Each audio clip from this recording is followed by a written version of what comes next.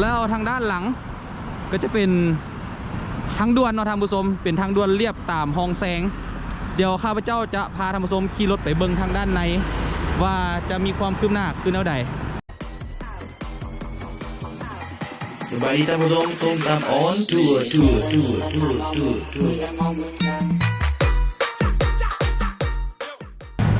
สวัสดีท่านผู้ชมยินดีต้อนรับสู่ช่องตูมตามออนทัวร์มื้อนี้เส้นเก่าเส้นเคยเนาะข้าพเจ้าพาทานออกมาทางด้านนอกเพื่อจะมาถ่ายเกี่ยวกับความคืบหน้าของโครงการก่อสร้างเส้นทางด่วนตั้งแต่ไอเต็กจนฮอดตรงมะคายว่ามีความคืบหน้าน้อยหลายซ้ำใดแล้วนะ EP ผ่านมาข้าพเจ้าก็เคยได้ไปหาทำไปชมไปเบิงเส้นทางด่วนอยู่ภายในนครหลวงเวียงจันทร์แต่ทาง450 ปีเนาะตัดมาจนฮอดเกือบพี่แหละจนฮอดหนองเนียงแต่ว่าเส้นทางขาดก่อนก็เลยบ่ได้ไปต่อมื้อนี้ก็เส้นเข้าเส้นเคยเนาะได้ใส่แมสออกมาทางด้านนอกเพื่อความปลอดภัยของตัวเองและก็ของผู้อื่นเพื่อยับยั้งป้องกันพยาธิโควิด -19 ที่กำลังระบาดอยู่ในบ้านเฮานี่โดยเฉพาะกับแมนนครหลวงเวียงจันทร์นะข้าพเจ้าจะพาท่านผู้ชมไปเบิ่งความคืบหน้าของการสร้างเส้นทางด่วนตั้งแต่ไอเต็กจนฮอดดมคายแต่ว่าข้าพเจ้าจะพาไปเบิ่งจุดก็คือ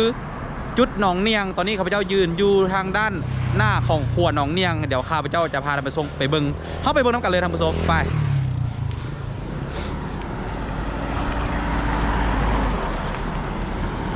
อันนี้จะเป็น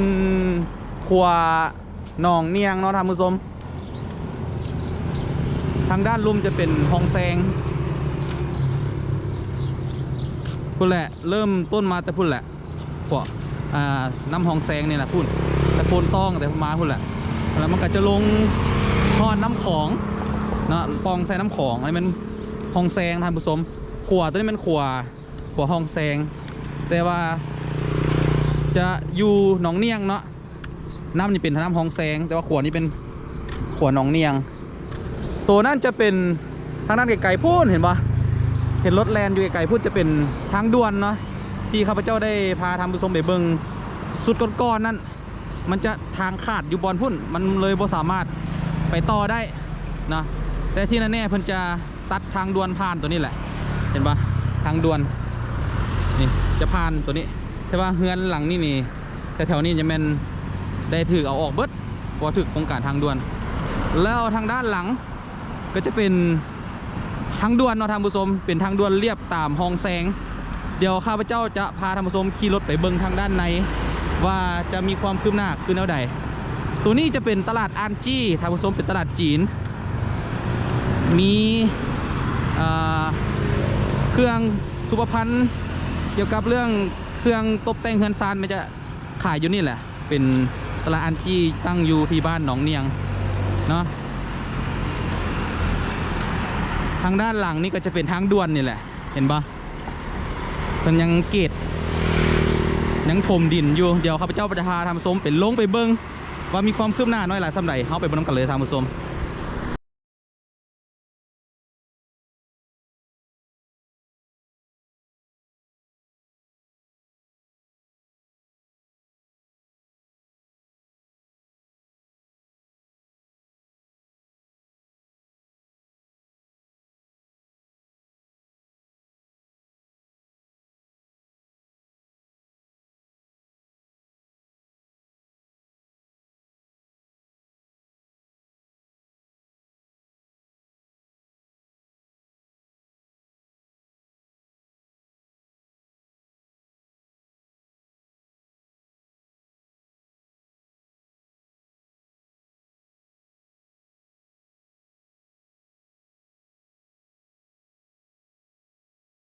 ้มหลังจากที่ข้าพเจ้าได้พาท่านผู้ชมขี่รถเลาะลงมาอยู่บริเวณทางด่วนไอเต็กดมคายซึ่งอยู่จุดที่หนองเนียงเนาะตอนนี้ก็ได้ลงมาถ่ายทำให้ท่านผู้ชมได้เบิ่งความกว้างเนาะอันนี้จะเป็นบอนที่สงวนไว้ทางด่วนเนาะความกว้างนี่ก็ถือว่าโอ้หลายแมตเติบเนาะและตอนนี้เขาก็เห็นแนมไปไกลๆเพิ่นก็จะเป็นตึกราชวงศ์พลาซ่าที่ว่าเพิ่นกำลังสร้างอยู่เนาะตึกราชวงศ์พลาซ่าเนี่ยจะเป็นตึกที่สูงที่สุดอยู่ในสปป.ลาวในตอนนี้ มีจำนวนทั้งหมด34สั้นถือว่าเขาก็ได้2เด้งเนาะได้มาถ่ายทางด่วนเดแล้วก็มาถ่ายตึกที่สูงที่สุดอยู่ในประเทศลาวเขาตึกตัวนี้ก็เพิ่นก็เริ่มสร้างมาตั้งแต่ปี2009เนาะปัจจุบันนี่ก็ได้11ปีละก็ยังสร้างบ่สำเร็จเพิ่นกำลังก่อสร้างเพื่อให้มันสำเร็จนะทั้งหมด34สั้นตัวนี้จะเป็นตลาดอานจี้เป็นตลาดสุขภัณฑ์ขายเฟอร์นิเจอร์เครื่องตกแต่งบ้านต่างๆแมนตลาดตัวนี้จะเป็นบอนที่ว่าศูนย์รวมหรือว่าใหญ่อยู่ในนครหลวงเวียงจันทน์เนาะท่านผู้ชมบรรยากาศอ้อมๆนี่ก็จะเป็นทางด่วนข้าพเจ้าอยู่นี่เป็นทางด่วนดงมะขายหาไอเต็กเนาะท่านผู้ชมอันจะเป็นห้องแสงน้ำห้องแสงจะไหลไปฮอดพุ่นๆแหละอันจะเป็นหัวห้องแสงจุดที่ข้าพเจ้ายืนอยู่เมื่อกี้แล้วแม่นจุดนั่นแหละท่านผู้ชมเดี๋ยวข้าพเจ้าจะพาท่านผู้ชมขี่รถไปต่ออีกบัดนึงว่ามันจะสุดฮอดใส่ทางตัวนี้นะเพิ่นเฮ็ดฮอดใส่แล้วทางไกลพูดจะเป็นตึก19สั้นเนาะเป็นคอนโดมิเนียมที่ว่าตั้งอยู่แถวบริเวณบึงท่าหลวงท่านผู้ชมกำลังมีการก่อสร้างจุดสิ้นสุดของทางนี่ก็จะแม่นพูดแหละฮอดตึก19สั้นหลายๆตึกอยู่หั่นแหละอันนั้นเป็นจุดสิ้นสุดของทางด่วนบริเวณแห่งนี้เนาะทางด่วนแห่งนี้นี่ได้ยินว่ามีความยาวทั้งหมดประมาณ13หรือ14กิโลเมตรนี่แหละท่านผู้ชมจะไปฮอดดงมะขายเพราะว่าดงมะขายจะเป็นจุดสุมเป็นจุดพิเศษของกระทรวงต่างๆที่จะไปตั้งอยู่พุ่นใหม่แมันเพื่อรับประกันเนาะแล้วก็ระบายความแออัดของถนนหลักก็คือถนนไกรสอนพรหมวิหารนะปัจจุบันมันมีพาหนะขับขี่ในช่วงเวลาเร่งด่วนนี่ก็แออัดหลายเพิ่นก็เลยมีแผนที่จะเฮ็ดทางด่วนตัวนี้ขึ้นมาเพื่อระบายการสัญจรเพื่อให้มันมีความว่องไวหลายขึ้นตืมเดี๋ยวเฮาขี่รถไปต่อกันเลยท่านผู้ชมว่าทางด่วนตัวนี้จะมีความคืบหน้าและก็สิ้นสุดฮอดใส่เฮาไปเบิ่งนํกันเลยเนาะ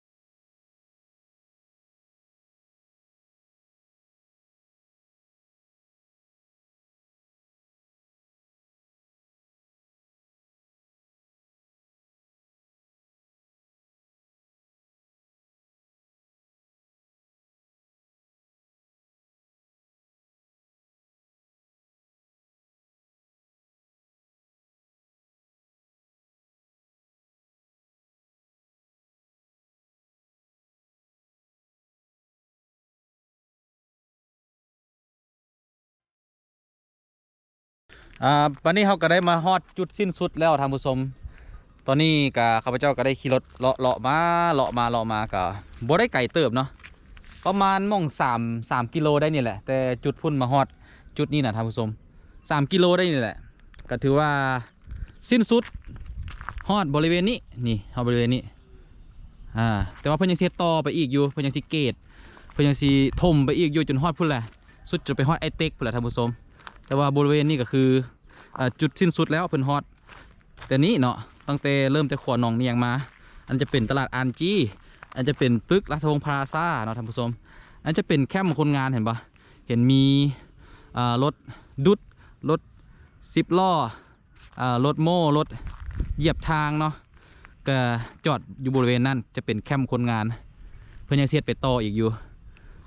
แต่ว่าบริเวณนี้ก็ถือว่าเพิ่นได้เกตไว้แล้วกระถมเรียบร้อยแล้วเนาะแต่ยังสิปรับปรุงทัศนียภาพเล็กน้อยกายมาข้าพเจ้าก็เห็นบ่กายมาหันจะเป็นเกินว่าเฮือนเนาะมันถึกเฮือนประชาชนก็เลยได้มีการยกย้ายเพื่อการพัฒนาเราก็ต้องได้เสียสละอาจจะเป็นไฟฟ้าแรงสูงตัวนี้พูดแล้วก็เริ่มมาตั้งแต่สถานีรถไฟฟ้าพลต้องแล้วก็กายมาทางด้านนี้เนาะตัวนี้จะเป็นไฟฟ้าที่ว่าเพิ่นเฮ็ดออกไปไทยพุ่นแหละตัวนี้นะเสาและใหญ่ๆอย่าง4ท่านผู้ชมอันนี้ก็คือภาพบรรยากาศที่ข้าพเจ้าได้พามาถ่ายให้ท่านผู้ชมได้เห็นเนาะเกี่ยวกับความคืบหน้าของโครงการก่อสร้างทางด่วนไอเต็กดงมะคาย